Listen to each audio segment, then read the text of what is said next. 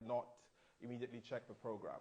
And then I saw what they sent me, and it read inspirational speech, which I think is a huge mistake to ask a satirist to do an inspirational speech. So let's start with the inspiration, shall we? First, the world is well and truly fucked.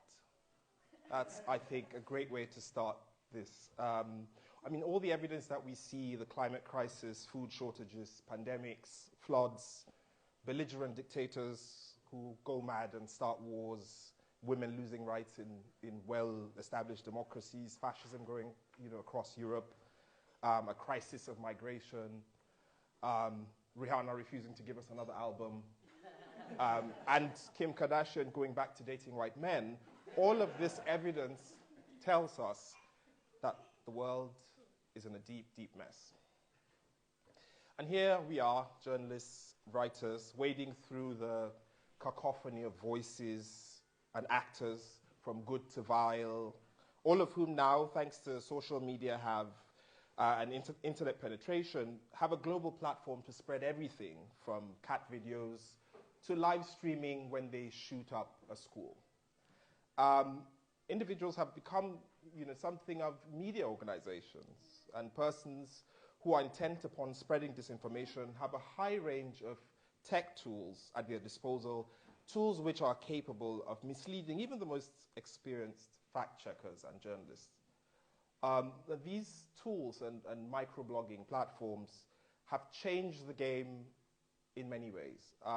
Fringe voices now compete for eyeballs with huge media organizations, even organizations with decades of experience and a track record of being thorough.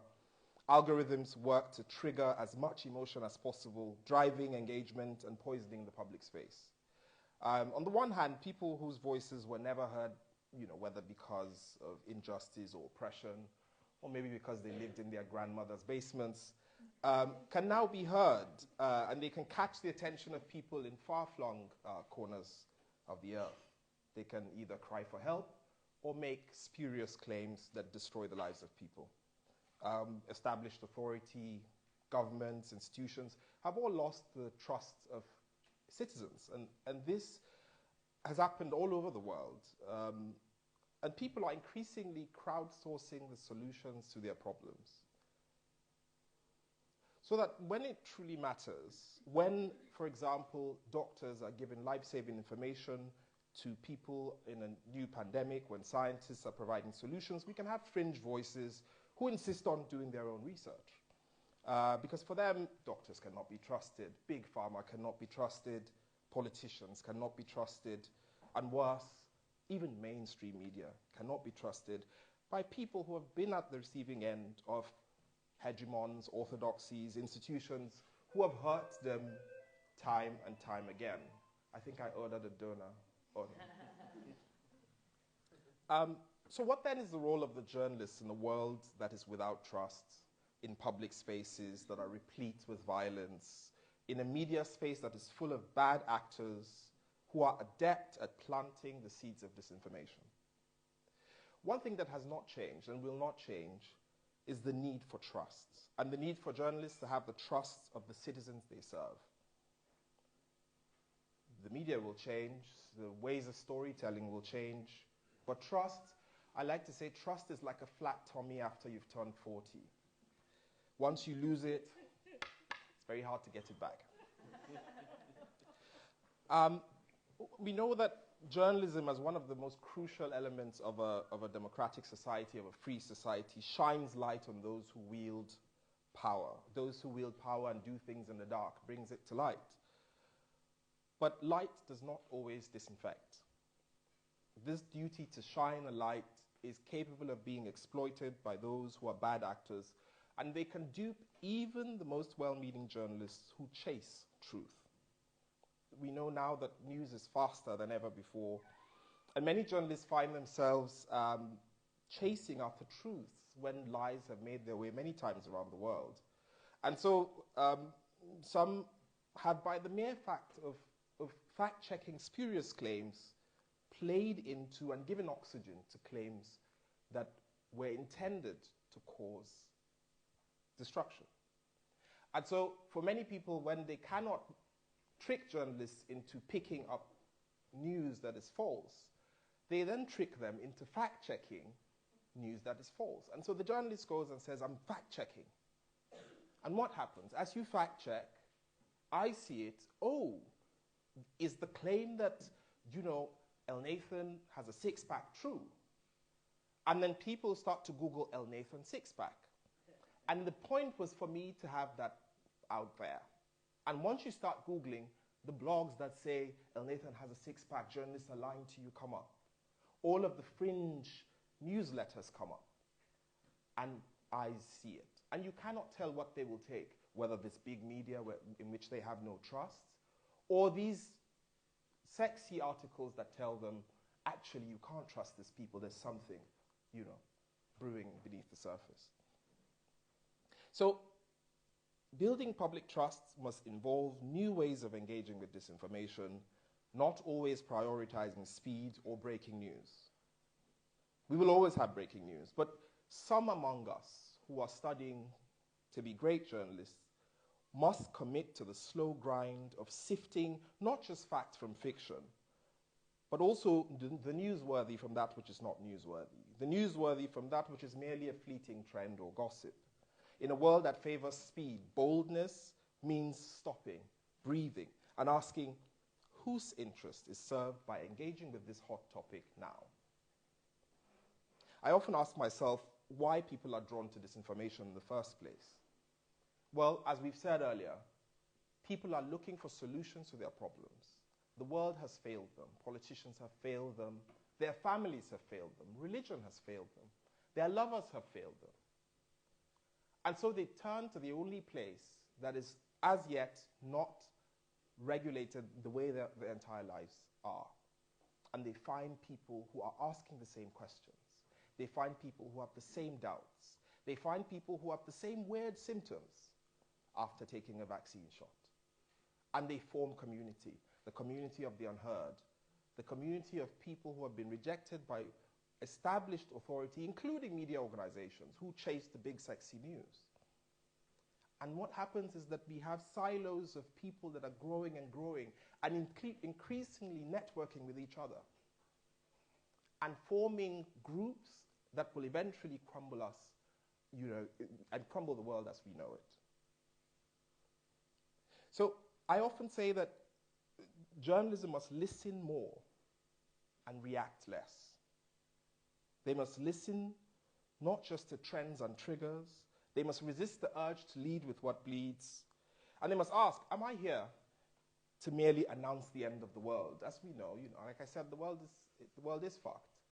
I don't know if we're going to be here the next 50 years, But is that our job to say, look, coming to an end, climate crisis will destroy us. The forests are gone. Our cities are sinking. What is our job? Just to be a witness to the end of the world? Or to rethink the way in which we live our lives and probably somewhere build a world that works for us, a world that heals what is broken, a world that is able to fashion solutions that do not in the long run destroy us. So how can journalists better serve the public and the communities they report from? And what this listening that we talk about, what does it truly mean? I mean, especially as journalists who are starting out, it is sexy to want to be in the big newsrooms, in the big media organizations. It is nice to want to be on the TV, It's nice to aspire to be Amanpour. It's nice to want, children to see your face and say, I want to be that journalist. I want to be that person reporting from that war zone. I want to be the person with the helmet that says press. That bulletproof vest that makes me feel I'm 007. But beyond this visibility, how do we build trust in the communities that we work in? I don't think it can be done from the top down, which is why I don't think that everyone should rush into these big media organizations. The journalists that do the most work in the world actually are those at the bottom, in the communities, speaking to people, forming relationships with people, and building trust. This trust people can see. People know when you're jumping in for a story. People know when you have a deadline, you just want to send that story in. They know you're not going to come back to the community. They have seen their communities time and time again reflected as backwaters, reflected in the news as a place where tragedy happens. No one wants to see their home on the news as the place that tragedy happens. People want to see the home as what it is, complex, layered, as a place that has human beings that are complex, people that have needs, desires, wants, but also aspirations. And journalists must stop treating people as a means to an end. I want to break this big story. And so you use them and you walk away. The stories that you broke 3 years ago, do you still know where those people are? Do you still know what has happened to them? Do you know what has happened to them? Do you think that they think that you care? This is the only thing that can build this trust that is already broken, that will allow communities to say to journalists, we trust you. We will let you into our sacred spaces. We will show you what this community truly is about. So that when the journalist portrays that community, it is a complex community, not a 2-minute news item that says there's a flood here, but that there are human beings here. And like us, they want a better world. So I hope that we can think of ways of being useful to the community, not just being extractive and having a one-way relationship with our sources. That we need to invest time and effort and do the slow grind, follow the story where it goes. Breaking news will come. There will be another great flood. Kim Kardashian will break up with whoever she's with. It will happen. But what will not happen is that trust will not rebuild itself. I hope that these few minutes have been something of help for you. And now I want some alcohol and I would say goodbye. Thank you very much.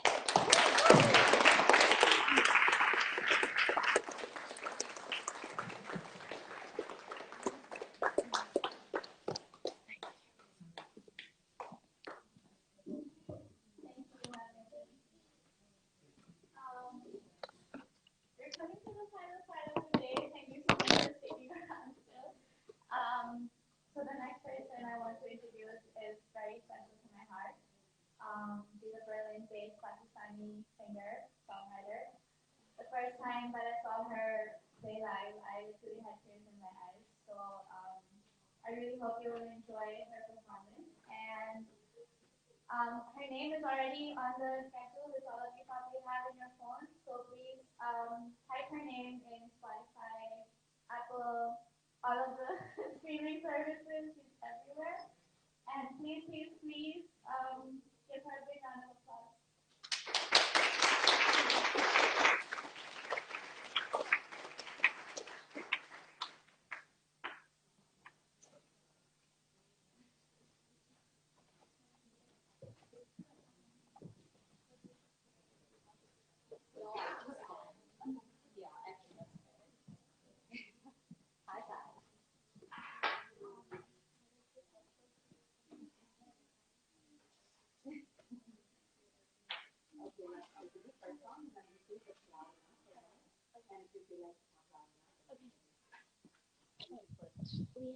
We're live streaming also, so I will put the internet mic anywhere here. Oh, you're welcome.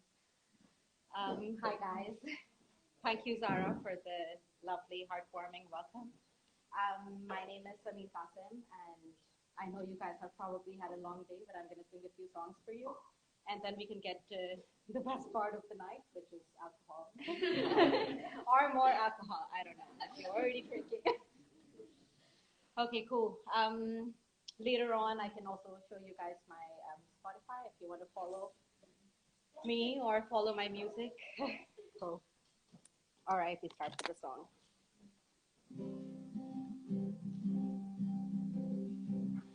Tonight, all that's left, come out dressed in red.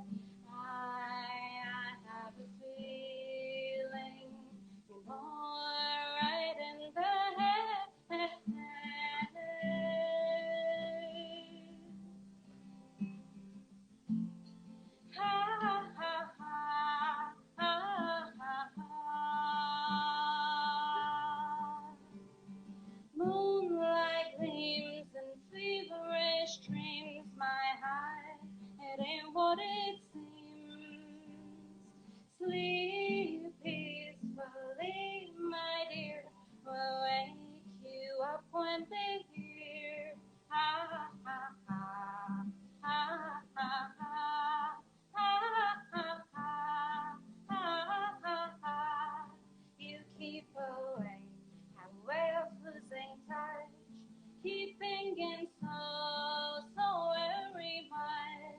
you sleep away.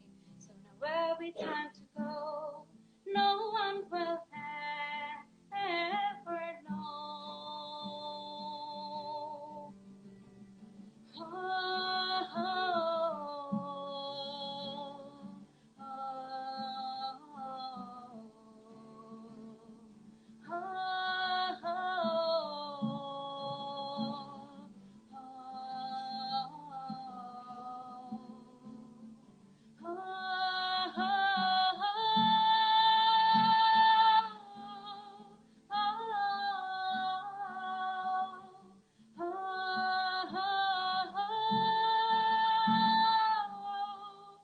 oh,